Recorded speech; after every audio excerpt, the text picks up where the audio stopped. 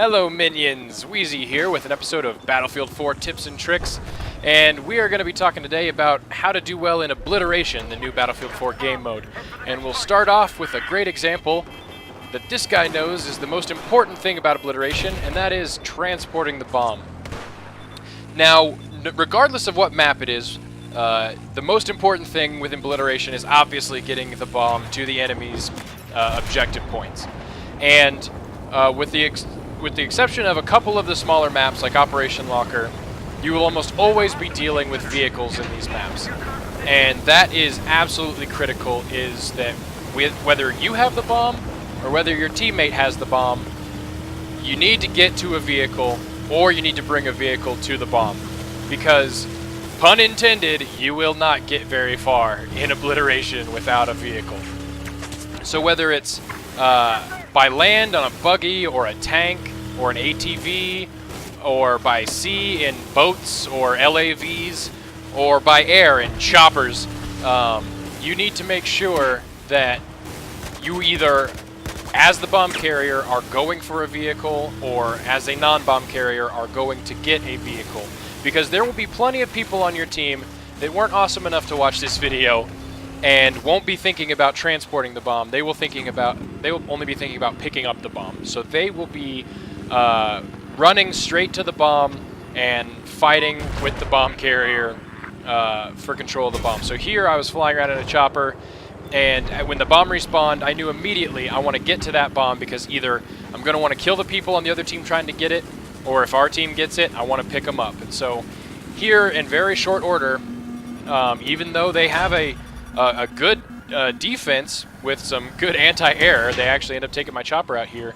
The damage is already done, because in a matter of 10 seconds from when the bomb respawned, we are at the enemy's bomb plant, and the bomb only takes 15 seconds to go off in Obliteration. So if you've got a vehicle and you can get past the other team to their objective, by the time they catch up, it'll be too late. So vehicles are absolutely critical, especially with the new 20-minute time limit that's been added to Obliteration. Because if you want to complete the objectives, you've got to move fast. And vehicles are especially important at breaking out deadlocks. So here you'll see that even though the bomb is the opposite direction for me and so are the objectives, I go out of my way to run down this buggy and find the bomb carrier and get right in front of him so he knows, hey, we are going to the bomb. And that's what you got to do. That is the most important part of Obliteration. I'll get to a couple other minor points that will that affect all the maps, but also especially on the ones without vehicles, because obviously you're not going to go for a Jeep on Operation Locker.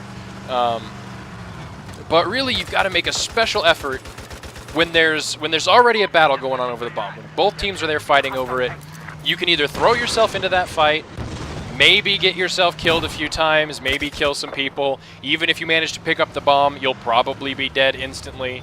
Or you can be smart about it, go for a vehicle, pick up the bomb carrier or pick up the bomb yourself, and transport them past the entire enemy team to the back of the base and get this plant. And again, in 15 seconds, if they're not already following you in a vehicle like they were here, then they won't catch you. But even if they come behind you in a vehicle like this, and you defend it properly, 15 seconds is all it takes. Which brings me to my second point, which is bomb defense.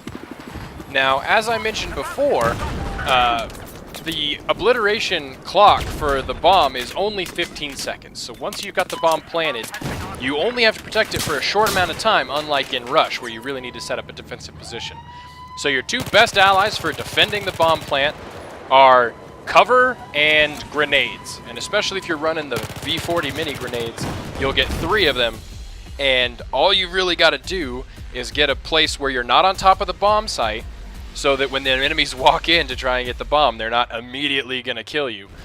Just get out of the way, a little off to the side, and defend that objective. And especially if you've got grenades of any kind, but if you got the 3 V40 mini grenades, then every couple of seconds just throw another one.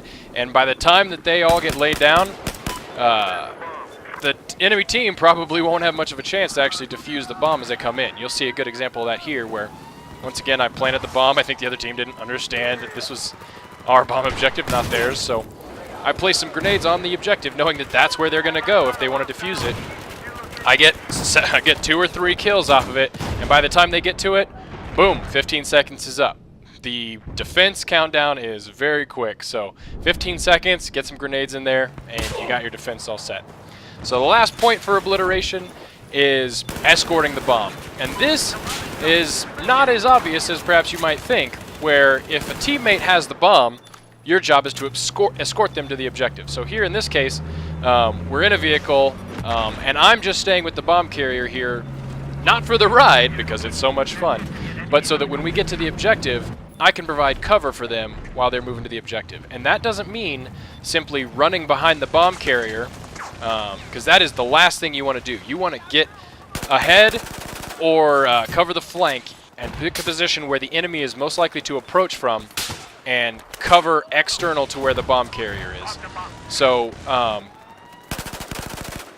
your natural tendency in obliteration when the other team's got the bomb, at least from what I've seen, or when your team's got the bomb, is to just chase the bomb carrier, to get right in his back hip and run alongside him to the objective.